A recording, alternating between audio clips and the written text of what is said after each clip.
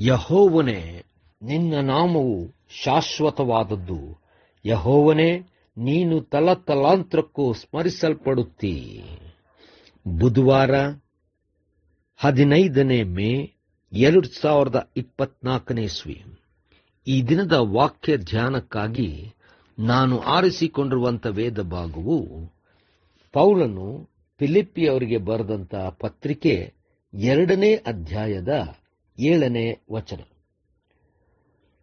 ತನ್ನನ್ನು ಬರಿದು ಮಾಡಿಕೊಂಡು ದಾಸನ ರೂಪವನ್ನು ಧರಿಸಿಕೊಂಡು ಮನುಷ್ಯರಿಗೆ ಸದೃಶ್ಯನಾದನು ಎಂಬುವಂಥದ್ದೇ. ಕರ್ತನಲ್ಲಿ ಪ್ರೀತಿಯುಳ್ಳ ದೇವ ಜನರೇ, ಶುಭೋದಯ. ಯೇಸು ಕ್ರಿಸ್ತನು ತನ್ನನ್ನು ತಾನು ಬರಿದು ಮಾಡಿಕೊಂಡು ಏನೂ ಇಲ್ಲದವನಾಗಿ ಎಲ್ಲಾ ವೈಭವವನ್ನು ತ್ಯಜಿಸಿ ನಮಗೆ ಈ ಲೋಕದಲ್ಲಿ ಮಾದರಿಯಾಗಿದ್ದಾನೆ. ದೇವರ ನಾಮಕ್ಕೆ ಸ್ತೋತ್ರ ಉಂಟಾಗಲಿ. ಕರ್ತನಲ್ಲಿ ಪ್ರಿಯರೇ, ಈ ವಾಕ್ಯ ಧ್ಯಾನ ಮಾಡೋಣ. ಈ ದಿನದ ವಾಕ್ಯ ಧ್ಯಾನದ ಶೀರ್ಷಿಕೆ ತನ್ನನ್ನು ಬರಿದು ಮಾಡಿಕೊಂಡದ್ದು. ಕರ್ತನಲ್ಲಿ ಪ್ರಿಯರೇ, ಪೌಲನು ಫಿಲಿಪ್ಪೀಸ್ ಸಭೆಯವರಿಗೆ ಬರೆಯುವಾಗ ಕ್ರಿಸ್ತನ ಉದಾಹರಣೆಯನ್ನು ಕೊಡುತ್ತಾ ಕ್ರಿಸ್ತನೇ ನಮಗೆ ಮಾದರಿಯಾಗಿದ್ದಾನೆಂಬುದಾಗಿ ಹೇಳುತ್ತಾ ಕ್ರಿಸ್ತನು ಮಾಡಿದಂಥ ದೊಡ್ಡ ಕಾರ್ಯವನ್ನು ನಮಗೆ ತಿಳಿಸುವಂತವನಾಗಿದ್ದಾನೆ.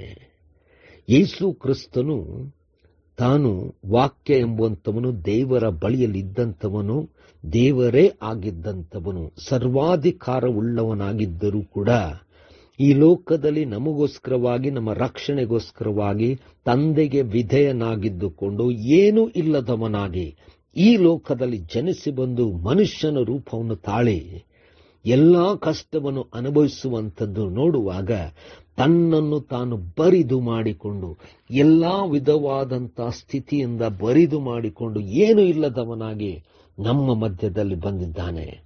ಇದನ್ನು ನಾವು ಗ್ರಹಿಸಿಕೊಳ್ಳಬೇಕು, ತಿಳಿದುಕೊಳ್ಳಬೇಕು.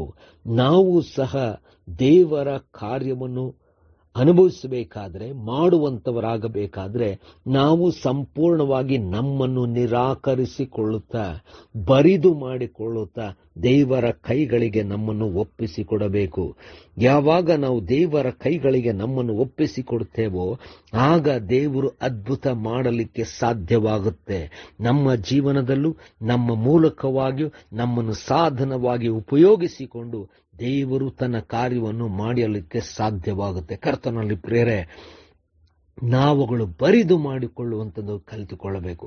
ಯಾವಾಗ ನಮ್ಮನ್ನು ಸಮರ್ಪಿಸಬೇಕೆಂಬುದಾಗಿ, ನಮ್ಮನ್ನು ಸಂಪೂರ್ಣವಾದಂಥ ಸಮರ್ಪಣೆಯಲ್ಲಿ ದೇವರಿಗೆ ನಾವು ಅರ್ಪಿಸಬೇಕೆಂಬುದಾಗಿದ್ದೇವೋ ಆಗ ನಮ್ಮನ್ನು ಬರಿದು ಮಾಡಿಕೊಂಡಾಗ ಮಾತ್ರ ಅದು ಸಾಧ್ಯ. ನಾವುಗಳು ಬರಿದು ಮಾಡಿಕೊಳ್ಳದೆ ಹೋದರೆ ನಾವು ದೇವರ ಕೈಗಳಲ್ಲಿ ಸಾಧನವಾಗಿರಲಿಕ್ಕೆ, ದೇವರ ಕಾರ್ಯ ಅನುಭವಿಸಲಿಕ್ಕೆ ಸಾಧ್ಯವೇ ಆಗುವುದಿಲ್ಲ. ನಮ್ಮನ್ನು ನಾವು ಬರಿದು ಮಾಡಿಕೊಂಡು ದೇವರ ಕೈಗೆ ಒಪ್ಪಿಸಿಕೊಳ್ಳೋಣ. ಕರ್ತನೇ, ದಯಮಯ ಸ್ವಾಮಿ, ನಿನ್ನ ಕೃಪಾಶೀರ್ವಾದದಿಂದ ನಾವುಗಳು ನಿನ್ನ ಪ್ರೀತಿ ಕೃಪೆಯನ್ನು ಅನುಭವಿಸಿದ್ದೇವೆ. ಬರಿದು ಮಾಡಿಕೊಳ್ಳಲಿಕ್ಕೆ ಬಲವನ್ನು ಕೊಡು. ನಿನ್ನ ಸಾಧನವನ್ನಾಗಿ ನಮ್ಮನ್ನು ಉಪಯೋಗಿಸಿಕೊ. ಯೇಸುವಿನ ನಾಮದಲ್ಲಿ ಪ್ರಾರ್ಥನೆ ಬೇಡಿದೆವು ತಂದೆಯೇ, ಆಮೆನ್.